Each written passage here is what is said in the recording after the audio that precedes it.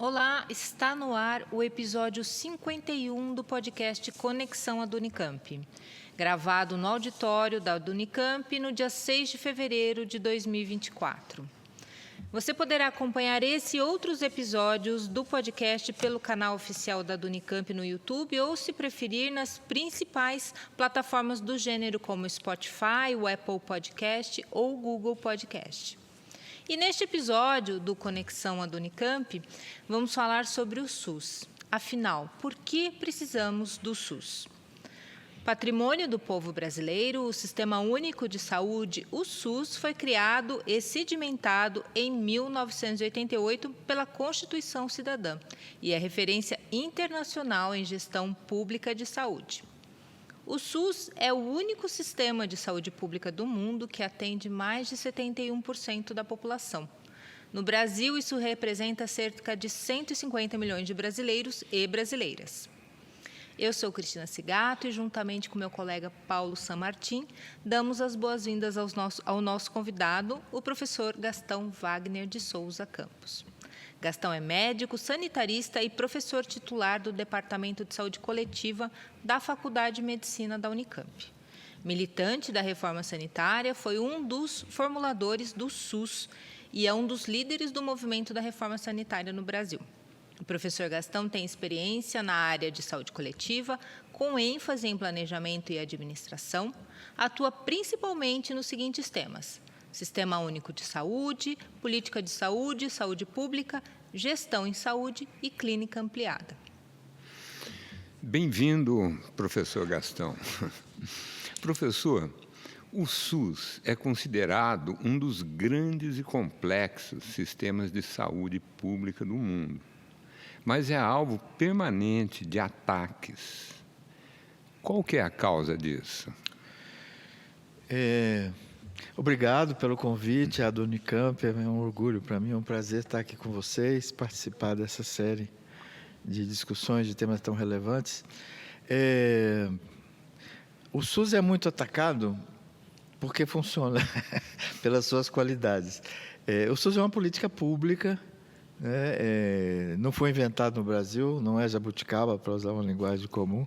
Nós temos algumas particularidades, algumas singularidades, mas o SUS, nos anos 80, antes da Constituição, é uma marca importante do SUS. Se criou um movimento social, que você citou aí, chamado Movimento Sanitário, Reforma Sanitária, um movimento social muito forte, policlassista, pluriclassista, pegava mulheres da periferia, profissionais de saúde, setores da universidade, a área da saúde, particularmente, a opinião pública, partidos políticos, vários partidos políticos, intelectuais, que resolveram, antes da Constituição, lutar pelo direito universal à saúde, que era uma tradição que não era nossa. Foi anos 50, pós-guerra, principalmente europeus, mas não só, os países que tinham social-democracia, trabalhismo, que achavam que a saúde, como a educação, era um direito universal independente do mérito, do dinheiro, do seguro privado de cada um, que era inerente ao ser humano. E aí tem que criar todo um sistema. Então, assim, o SUS é muito combatido porque ele dificulta o mercado da saúde, dificulta bastante. É um concorrente forte, 70%, como você falou na apresentação dos brasileiros, só tem o SUS. Mas os outros 30% usam muito o SUS, principalmente em procedimentos mais complexos. Terapia intensiva, 90 e tantos por cento usam terapia intensiva do SUS. AIDS, 98% trata no SUS.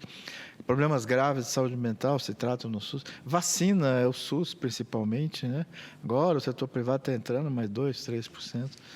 Então, por isso o SUS é combatido. E é combatido porque nos últimos 30 anos tem um setor ideológico, científico da sociedade, que tem um nome genérico de neoliberalismo, que é contra a política pública, muito contra, quer que o mercado resolva tudo.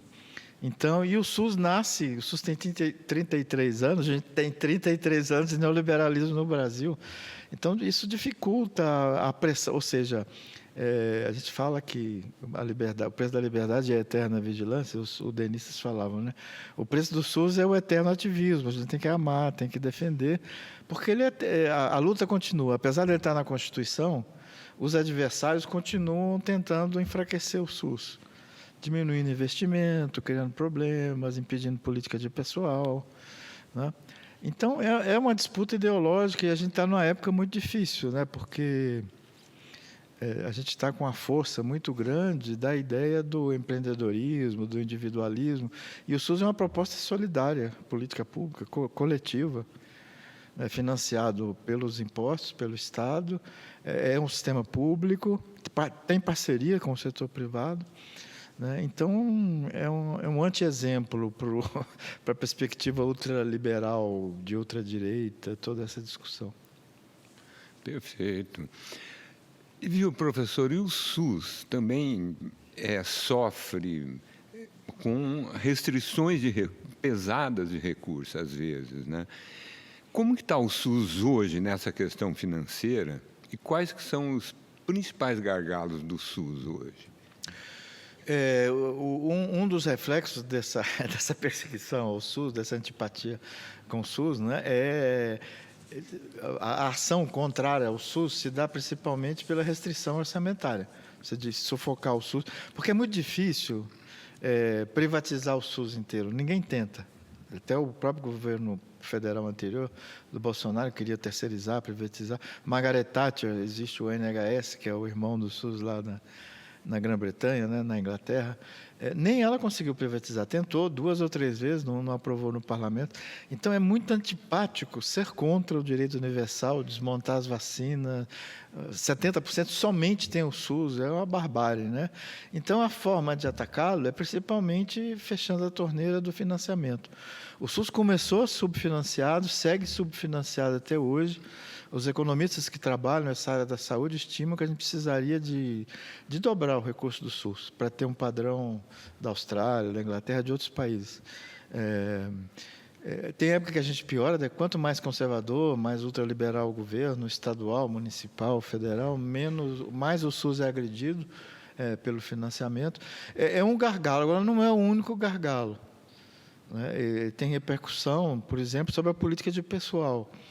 Os trabalhadores do SUS, os profissionais de saúde, nós não temos carreira até hoje, não tem política de pessoal. Por quê? Porque, segundo um preconceito do ultraliberalismo, o servidor público não presta. Ignoram a Unicamp, a USP, o Itamaraty, enfim, toda a importância que tem para uma nação se ter instituições públicas como essas, né, nessas áreas. Inclusive os professores da escola básica, né? Professores, educação. A educação sofre a mesma perseguição. Porque a educação primária, fundamental e média, né? No Brasil, principalmente pública. A universitária, não. Hoje, o setor privado é maior do que o público. Ainda que as 100 melhores universidades, 95 são públicas. Mas e também tem as mesmas restrições. E a gestão do SUS é muito cruzada. Você falou que a gente é um modelo de gestão, em muita coisa, vou ir comentando isso. Mas a gestão do SUS tem uma influência da cultura nacional, do clientelismo, do patrimonialismo, das emendas parlamentares, da interferência política partidária sobre uma área que é muito técnica, uma influência muito grande, né? E o Brasil não conseguiu mudar isso. Todos os gestores do SUS, gestores são gerentes, coordenadores, desde o posto de saúde até a terapia intensiva, são indicações de confiança. São cargos de confiança, não tem carreira. O prefeito pode indicar quem quiser, o governador pode indicar quem quiser, o ministro. O ex-presidente Bolsonaro desmontou o Ministério da Saúde em 3 meses, sem mudar nenhuma lei. Trocou especialistas em vacina por coronéis, por representantes do Centrão, e por aí afora, desmontou. Em 3 meses. Ele não mudou uma lei. Então, você vê que a gente tem excelência, tem muita coisa, mas a gente tem, além do problema de financiamento, que é insuficiente, né? E no financiamento a gente tem um outro problema que é a alocação de recursos, como chamam os economistas, um nome chique, né? Onde a gente põe o dinheiro?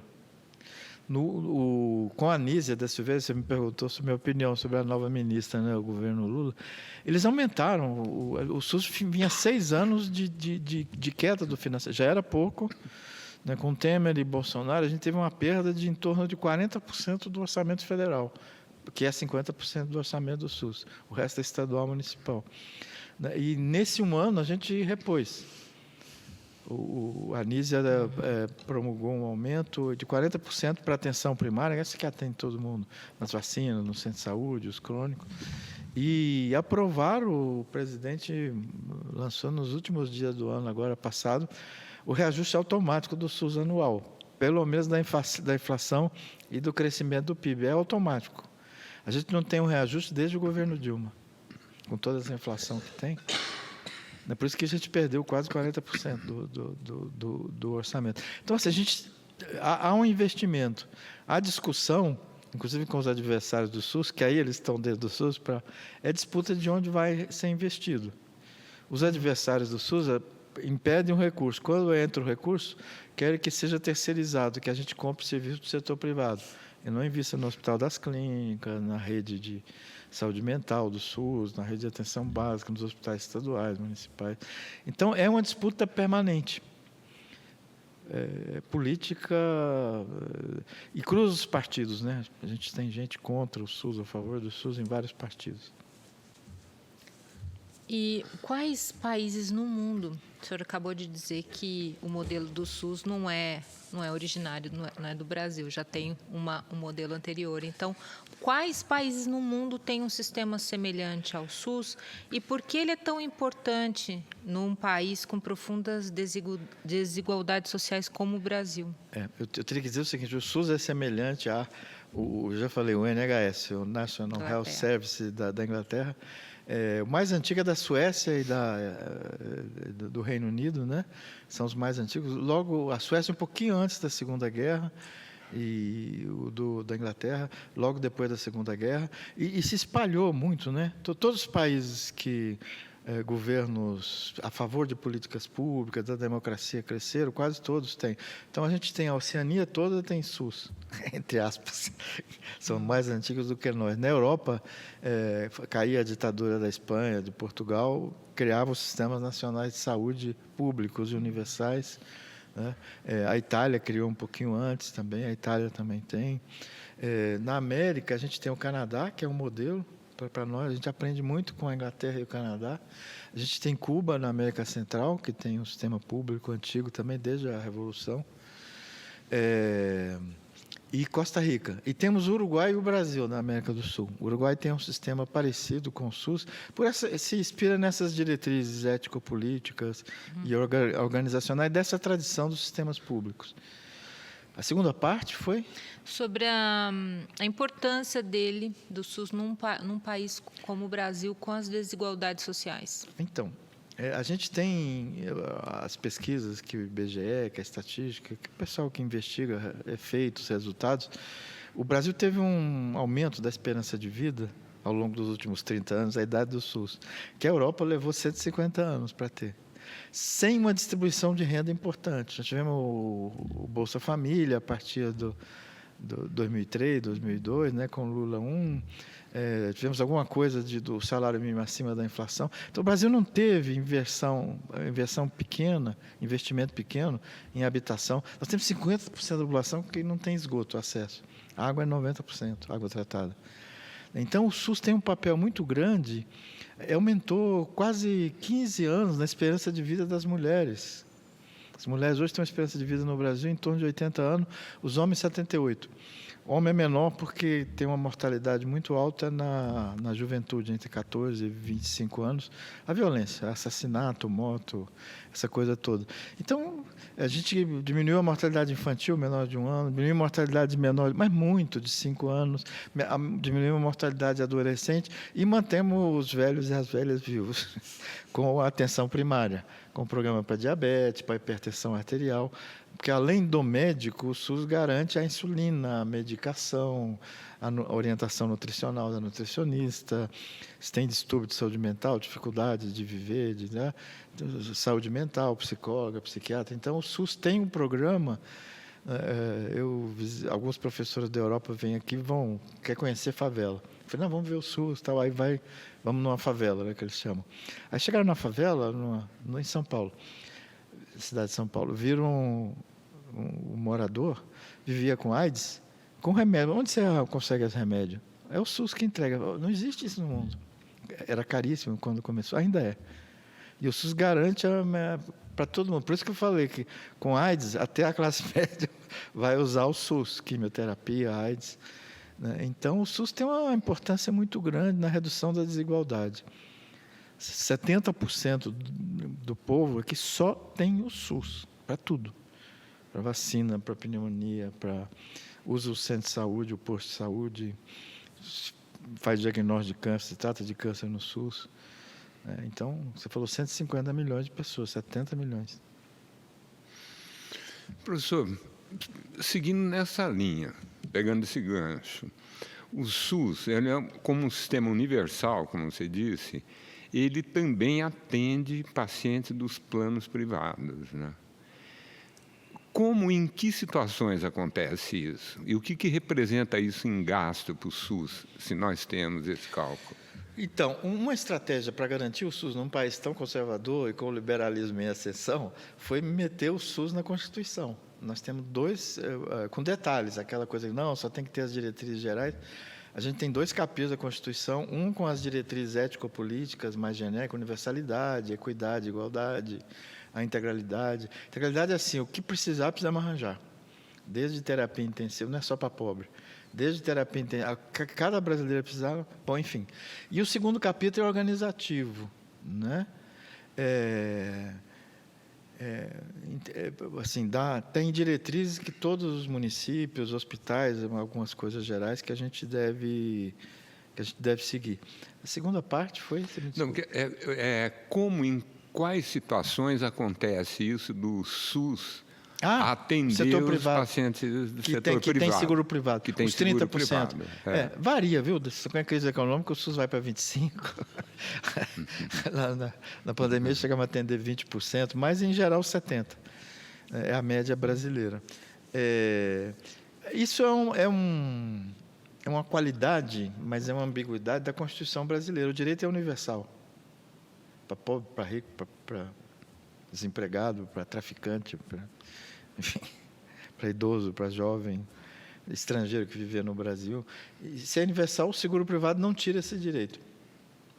O que foi aprovado como lei complementar foi que as empresas que têm seguro privado, as seguradoras, bancos, hospitais, teriam que ressarcir o SUS quando usasse o SUS.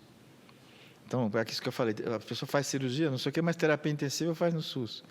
Eles deveriam ressarcir essa terapia intensiva para o SUS.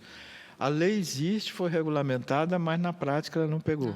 O SUS consegue ressarcimento de 2%. Então, na verdade, esses 30% que só têm o SUS, eles usam muito o SUS conforme o interesse. O pessoal faz híbrido, faz combo, faz combinação. Isso normalmente quando é tratamentos de custo alto, é isso? Não só. Vacina, por exemplo. Vacina, tá. É muito recente, o rico, classe média alta, nós que temos convênios, usamos consultório privado de vacina, uma coisa de 8 anos para cá. E cobre 4%. Então, a maioria para vacina usa o SUS. Se tem mordido por um cachorro suspeito de raiva, as pessoas vão no SUS. Vigilância sanitária para controlar seu alimento, se tem agrotóxico, se não tem, é o SUS que faz. O SUS não faz só atendimento individual. Grande parte do SUS, além da vacina, a gente fala que é prevenção, promoção, regulação de alimentos, medicamentos, habitação, enfim. E esse povo usa o SUS e não queremos mudar a Constituição, porque senão vai mexer na universalidade. O neoliberalismo, os ultraliberais defendem que a gente crie um sistema de pagamento. Essas pessoas, para usar o SUS, teriam que pagar. Como a mas universidade, né? Eles também defendem isso. a universidade paga não ensino gratuito. O que a gente tem é que criar cota, ou seja, priorizar quem tem mais, a gente chama de saúde de vulnerabilidade, maior risco. Né? Então, por onde vai fazer um hospital? Por onde começa? Pela periferia. Vai fazer um centro de saúde com a equipe de saúde da família. Por onde vai fazer? Na periferia. O SUS cresceu muito, 70% das pessoas que vivem com diabetes, e 8% dos adultos têm diabetes a partir dos 30 anos, tem que tomar insulina, tem que ir no médico todo mês, tem que tomar medicação, tem que fazer exame, tem que ter orientação nutricional. Usam o SUS regularmente.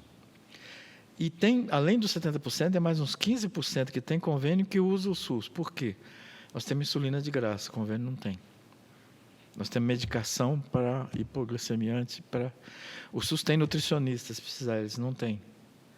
Se está deprimido, está não sei o quê, nós temos grupo psicológico, nós temos... Então, o SUS... Estou pegando diabetes, que é uma coisa... Hipertensão arterial, mesma coisa, 75% dos brasileiros e brasileiras que têm hipertensão, quase 30% dos adultos têm, usam o SUS, pegam medicamento. O SUS dos sistemas de saúde é o que mais universal em medicamentos. Portugal tem o SUS lá, o Sistema Nacional, eles cobram proporcional à renda o medicamento.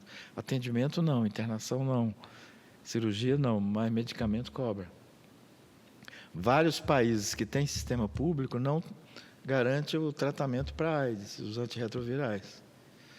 Então, o SUS, apesar da gente ser pobre, né, a gente fala que a gente é chique. O Banco Mundial critica muito o SUS. Né? O nosso grande adversário faz pesquisa, paga pesquisador, dizer que nós somos improdutivos, que não tem produtividade, que o setor público não funciona. Mas, na área da saúde, a OCDE tem a OCDE Saúde, a OCDE Health, os sistemas públicos são mais produtivos do que o mercado.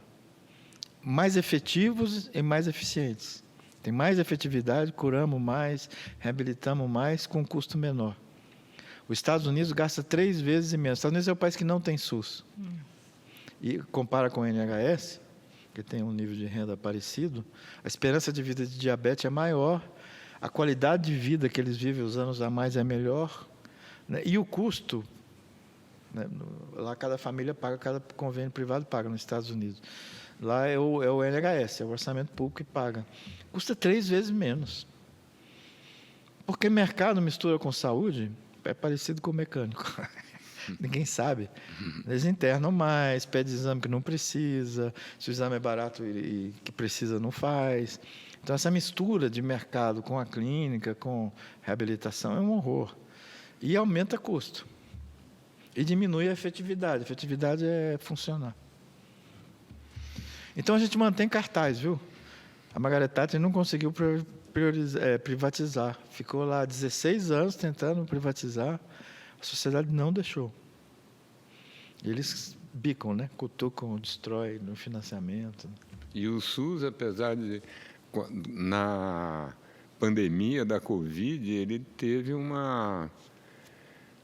Como se diz? Uma representatividade, né? Foi protagonismo, né? Muito grande. Nas vacinas, né, se não fosse, apesar de ter um presidente que dificultou, o Ministério da Saúde dificultou, porque foi desmontado, não teria vacina se não fosse o SUS. Né? E os casos graves, no primeiro semestre de 2020, o primeiro ano da pandemia, o SUS parecia a China. Aumentou 40% os leitos de terapia intensiva com a equipe. O Congresso aprovou, independente do Ministério, 40 bilhões de reais a mais para o SUS por ano. Esse dinheiro não ficou, depois tiraram. Mas isso cresceu, aumentou 40%. Mesmo assim, morreu gente em Manaus, grave, né? Com falta de ar, com fila. Então, o SUS foi muito importante na pandemia. E depois os exames também, para diagnosticar quem estava, quem não estava com Covid.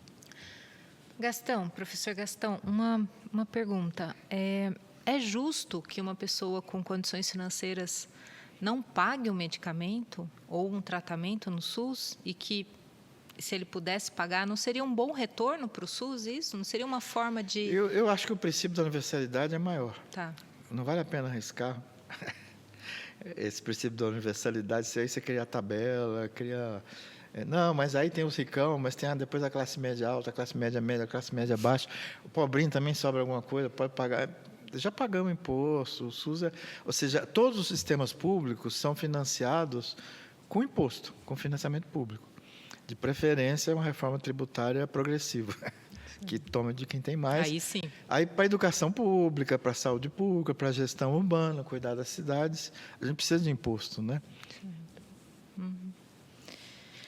Perfeito. Mas você que esteve ali na gênese, na criação do SUS, né? Quais foram os desafios enfrentados durante o processo de formulação e implantação? E como é que você avalia a implementação do SUS ao longo desses anos? No começo, eu já disse, né, a gente criou um movimento social de novo tipo, que o pessoal chama, né? Que esse movimento... E esse movimento se apropriou de um projeto. E não inventamos tudo, né? Foram meus professores, eu sou da segunda geração do SUS. Inclusive, um professor aqui da Unicamp, o Sérgio Aroca, né, foi o presidente da Conferência Nacional de Saúde de 86, que aprovou uma resolução de umas 30 páginas, que é o SUS. Levaram para a Constituinte, fizeram lobby esse movimento social, 74% dos deputados constituintes, inclusive de partidos conservadores, PSDB não era conservador na época, mais ou menos, mas enfim, votaram no SUS.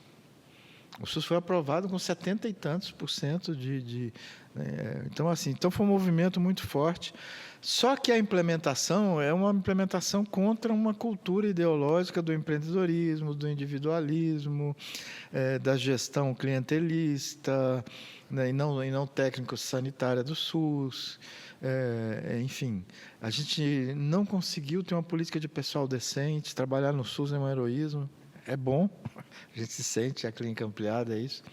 A gente trabalha em equipe, a multiprofissionalidade. O SUS mudou muito a prática em saúde no Brasil.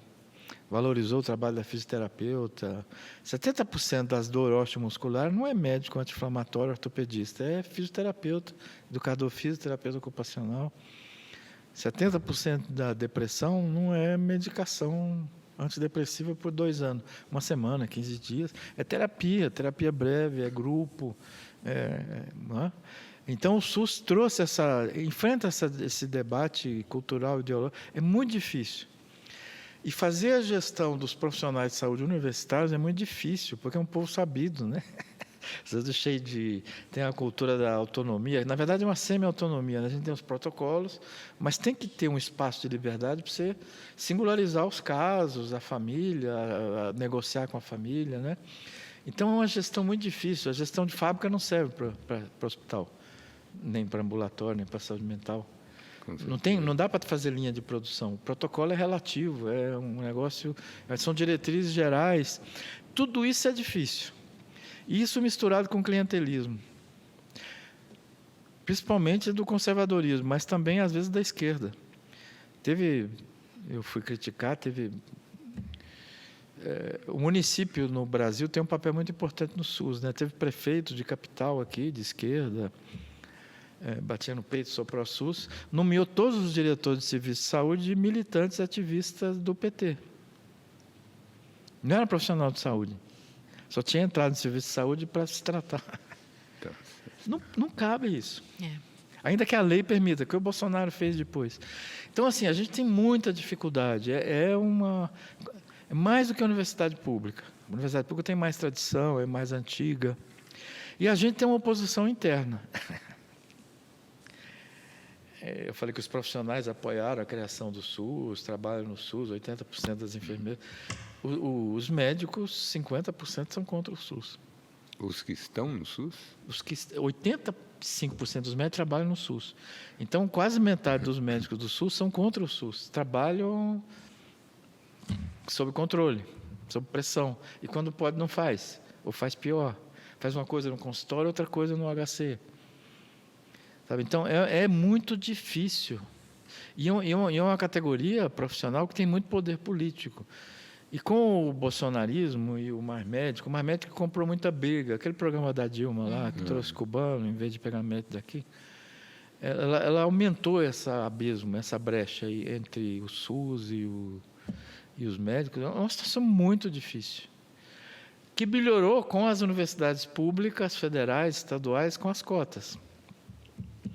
Hoje, na Faculdade de Medicina da Unicamp, 50% dos alunas, têm a cara do povo brasileiro. São negros, são gente da periferia.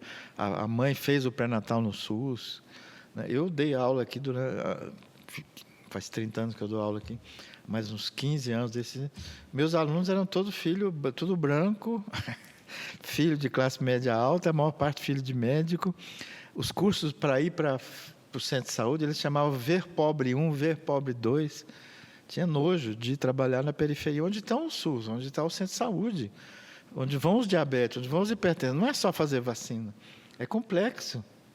Né? Então, essas dificuldades do SUS, culturais, ideológicas, é muito complicado. Professor, e como que era o atendimento, como que era a saúde pública no Brasil antes do surgimento do SUS? Era dividida, como é nos Estados Unidos até hoje. O Ministério da Saúde e as Secretarias Estaduais de Saúde faziam só o que eles chamavam de saúde pública, ou seja, só prevenção e promoção, só trabalhava com populações, epidemias, vacina, controle da dengue. A doença, nos Estados Unidos até hoje é assim, é um problema individual, familiar, não é um direito universal, não está na Constituição. Então, toda a parte clínica de reabilitação dos Estados Unidos é o país onde isso é mais radical. É um problema individual. Se tem seguro privado, tem, não tem, desliga e não é antiético, não é crime. Tá certo. Se o seu seguro paga 5 dias de terapia, você precisou de 7, desliga no quinto, chama a família, fala, vende o carro, hipoteca, nós temos já aqui junto, hipoteca a casa, não sei o quê, para ficar mais 2 dias, 3 dias, enfim.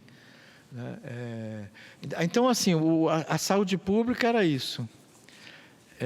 Os trabalhadores com carteira assinada, institucionalizada, tinham a Previdência, os institutos de Previdência, que só fazia assistência hospitalar médica.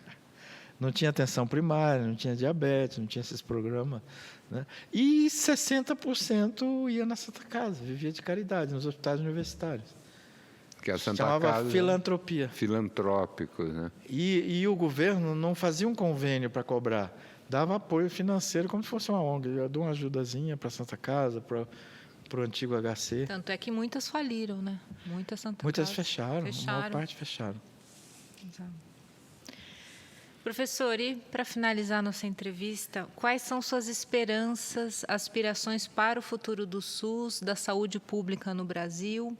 E que medidas você considera essenciais para alcançar uma saúde mais equitativa e acessível a todos e todas? Tem que investir no SUS, apesar dos problemas, eu falei vários, né? Nós temos que reabilitar e ir na potência máxima dos sistemas públicos do SUS. Então, a gente precisa de mais recursos. Só que eu defendo há uns 10 anos para cá, e tem mais gente fazendo isso, que não adianta pedir mais dinheiro para o SUS, porque vai para privatizado, vai para terceirizado. Tem que pedir mais dinheiro para dobrar a capacidade da atenção primária do centro de saúde, para atender mais diabético, mais hipertenso, mais gestante. A gente tem a metade, o SUS cobre 50%, só que é encarregado de 70%, aí dá fila. Né? Atenção primária. Que a atenção primária é uma invenção dos ingleses lá, do NHS. Não é postinho de saúde para pobre. É uma forma de atendimento que revolucionou o mundo. Né? Os Estados Unidos interna quem tem diabético até hoje, para começar a usar insulina. Isso é o ambulatório, é o centro de saúde que faz aqui. Enfim. Então, a gente quer mais dinheiro para o centro de saúde, a gente quer mais dinheiro para a saúde mental, para incluir a deficiência intelectual no SUS, que a gente pegou os transtornos graves primeiro, depois pegando a deficiência. Agora que estão chegando as pessoas que vivem com esses novos diagnósticos aí, enfim. A gente quer mais dinheiro para a reabilitação física, né? A gente quer mais dinheiro para os hospitais públicos, só que dirigido para acabar com as filas de câncer, diminuir a infecção hospitalar. Então, quer mais recurso, mais investido em políticas e programas do SUS. Né? E aí, a gente precisa ter uma política de pessoal para o SUS, como todos têm. Não é igual dos juízes, é diferente.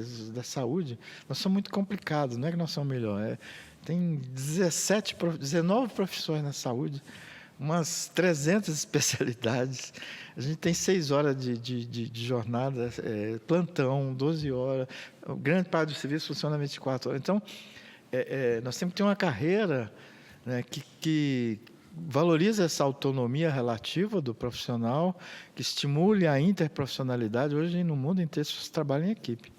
Trabalha médico sozinho, mas em lugar nenhum. Nem fisioterapeuta sozinho, trabalha em equipe. Então, por isso, o pessoal que faça isso.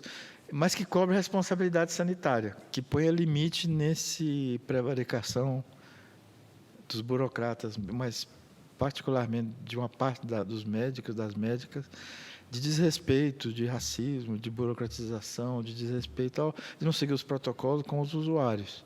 Então, política de pessoal é muito importante, e que inclui a formação. Por isso que nós estamos mudando o curso, os estágios nossos não são no hospital, são mais. Os médicos têm estágio junto com a enfermagem, junto com a fisioterapia, e vice-versa, né?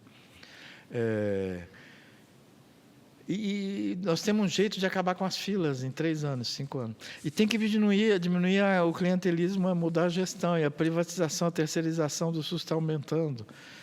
Eles vão diminuindo o recurso e vão terceirizando o que não dá para terceirizar. A clínica não dá para terceirizar. Senão a gente cai nesse dilema dos Estados Unidos. É o que está acontecendo em São Paulo. A atenção primária em São Paulo, e saúde mental, é toda terceirizada por OS. É um horror.